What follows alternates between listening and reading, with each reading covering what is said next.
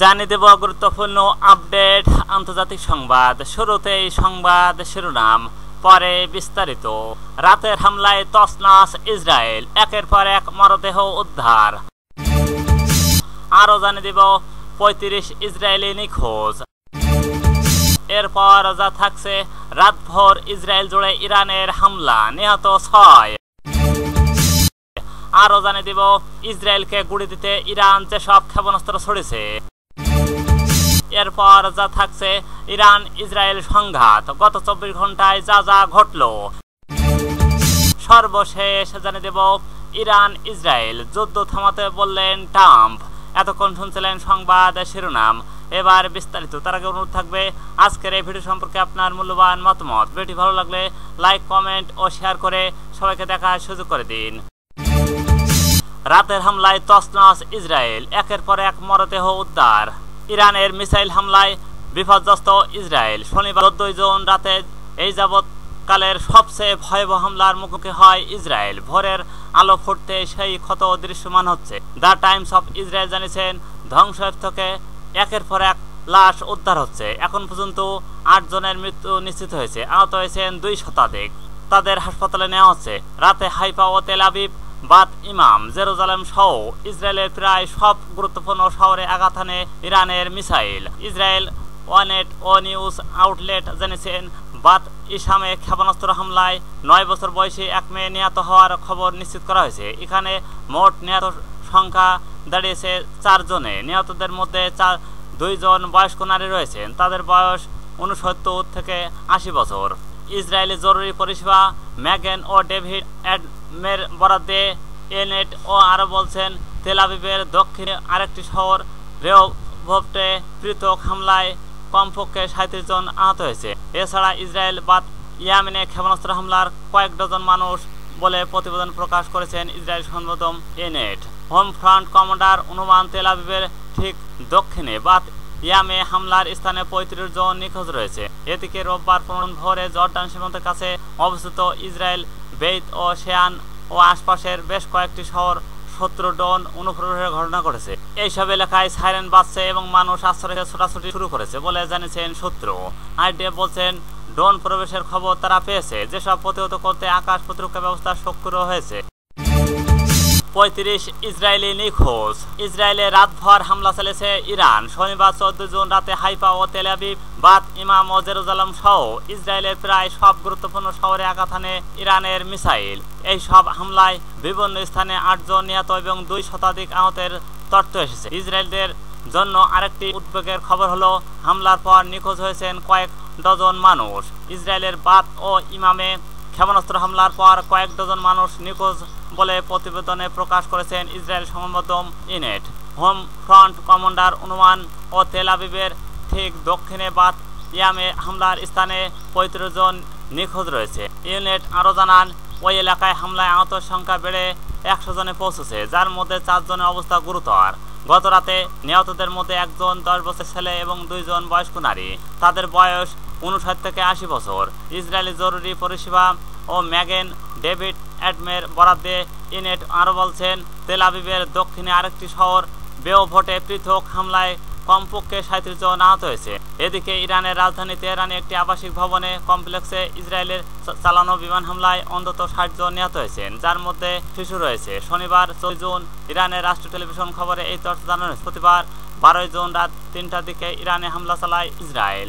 ওই হামলায় ইরানের শীর্ষ সামরিক নেতা ও পরমাণু বিজ্ঞানীরা নিহত হন। এদের মধ্যে সালামি ও রেভলিউশনারি গার্ডের কমান্ডার ও জেনারেল হুসাইন সালামি, সশস্ত্র বাহিনীর চিফ অব স্টাফ মোহাম্মদ বাগেরি, পরমাণু বিজ্ঞানী মোহাম্মদ মেহেদি ও তেহরানসি ও ফেরুদ আব্বাসি প্রমুখ। হামলার পর প্রতিশোধের ঘোষণা দেন আয়াতুল্লাহ খামেনি। এরপর ইসরায়েল মিসাইল বৃষ্টি শুরু করে ইরানে। রাতভর ইসরায়েল জুড়ে ইরানের হামলা, নিহত ৬। ইসরায়েল জুড়ে রাতভর হামলা চালিয়েছে ইরান। দখলদারদের হাইফা ও তেল আবিবে শহর সহ বিভিন্ন অঞ্চলে ক্ষেপণাস্ত্র নিক্ষেপ করেছে তেহরান। এতে কমপক্ষে ৬ জন নিহত হয়েছেন। রোববার ১৫ জুন আল জাজিরার প্রতিবেদনে বলা হয়, গতরাতে ইসরায়েলে ক্ষেপণাস্ত্র বৃষ্টির মতো বইয়ে দেয় ইরান। তেহরানের শাহরান তেল স্থাপনা সহ ইরান জুড়ে বেসামরিক ও জ্বালানি অবকাঠামোতে ইসরায়েল বাহিনীর বোমা হামলা চালানোর পর ওই হামলা চালানো হয়। যদিও ইসরায়েল সেনাবাহিনী জানিয়েছেন তারা ইরানি সরকারের পারমাণবিক অস্ত্র প্রকল্পের সঙ্গে সম্পর্কিত স্থানগুলোকে লক্ষ্য করে হামলা চালিয়েছে। স্থানীয় সময় রাত 11:30 ইসরায়েল নতুন করে হামলা শুরু করে ইরানে। 11:30 ইসরায়েলে নতুন করে হামলা শুরু করে ইরান। এই হামলায় ড্রোনের পাশাপাশি ক্ষেপণাস্ত্র ছড়ছে তারা। এর আগে শুক্রবার 13 জুন রাতে তেল আবিবের ইরান শতাধিক ব্যালিস্টিক ক্ষেপণাস্ত্র হামলা চালায়। এতে 4 জন ও অনেক আহত হওয়ার খবর পাওয়া গেছে। গত শুক্রবার 13 জুন ভোরে ইরানের রাজধানী তেহরানে বিমান হামলা চালায় ইসরায়েল। ইরানের পারমাণবিক স্থাপনা ও ক্ষেপণাস্ত্র তৈরি কারখানায় লক্ষ্য করে এই হামলা চালানো হয়। এছাড়া আবাসিক স্থানেও হামলা চালায় তেল আবিব। হামলায় ইরানের সামরিক বাহিনীর শীর্ষ একাধিক কমান্ডার সহ 80 জন নিহত হয়েছে, যাদের মধ্যে 20 জন শিশু রয়েছে। এদিকে ইরান ইসরায়েল মধ্যকার চলমান সংঘাতের নিজেদের সেনা দলে আহত হওয়ার কথা প্রকাশ স্বীকার করেছেন ইসরায়েল সেনাবাহিনী। শনিবার 14 জুন দেশটির সেনাবাহিনীর দেওয়া এক বিবৃতিতে জানানো হয়েছে যে মধ্য ইসরায়েল গভীর রাতে এই হামলা হয়, যা ছিল তাদের উপর ইরানের পাল্টা আক্রমণের অংশ। আল জাজিরার প্রতিবেদনে বলা হয়েছে ইরানের ব্যালিস্টিক মিসাইলগুলোর আঘাতে অন্তত 7 সেনা আহত হন। তাদের তাৎক্ষণিকভাবে হাসপাতালে নেওয়া হয় এবং চিকিৎসা দেওয়া হয়। চিকিৎসকের পর সবাইকে হাসপাতাল ছেড়েও দেওয়া হয়েছে। ইসরায়েলকে গুঁড়ি দিতে ইরান যেসব ক্ষেপণাস্ত্র ছড়িয়েছে, ইরান আবারও দখলকৃত ইসরায়েলের বিভিন্ন স্থানে ক্ষেপণাস্ত্র হামলা চালিয়েছে। শনিবার রাতে ইসলামিক বিপ্লবী গার্ড কাপস ও IRGC-তে মহাকাশ এই অভিযান পরিচালনা করে। ইরানি গণমাধ্যম বলছে এই হামলায় ইমাদ ও গাদ খাইবার শেকার নামের আধুনিক ও দূরপাল্লার ক্ষেপণাস্ত্র ব্যবহৃত হয়েছে। ইমাদ হচ্ছে গাদর ক্ষেপণাস্ত্র আধুনিক ও নির্ভুল ওয়ার হেড যুক্ত সংস্করণ। এটি প্রবেশ করার পর দিক ও গতি নিয়ন্ত্রণ করতে পারে, যা লক্ষ্যবস্তুতে আরও নির্ভুল আঘাত হানতে সহায়তা করে। 2015 সালে পরীক্ষা উত্তীর্ণ এই ক্ষেপণাস্ত্রটি 15.5 মিটার লম্বা ও ওজন প্রায় 1750 কেজিতে পৌঁছেছে। এর পাল্লা রয়েছেন 1700 কিলোমিটার পর্যন্ত। অন্যদিকে গাদর হচ্ছে সাপ ও ঘর্নার মধ্যপাল্লায় ক্ষেপণাস্ত্র, যা 2023 সালে থেকে ব্যবহৃত হচ্ছে। এটি 2025 সালে আধুনিকরণ করা হয়। গাদর রয়েছে 3টি ধরনের, গাদর এস, গাদর এ এবং গাদর এফ। এগুলো 3350 থেকে শুরু করে প্রায় 2000 কিলোমিটার পর্যন্ত যেতে পারে।